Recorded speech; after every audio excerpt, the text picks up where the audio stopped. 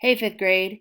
I'm going to go over chapters 1 and 2 vocabulary words for Bound for Oregon. Massacre, the killing of many people. Pawnees. Pawnees were a Native American tribe found in Nebraska and Kansas. Ague, malaria or some other illness involving fever and shivering. Intently, with eager attention. Provisions, food, drink, and equipment usually for a journey. Reticule, a bag typically with a drawstring and decorated with embroidery and beading. To the right, this image would be an example of a reticule. Famine, extreme scarcity of food.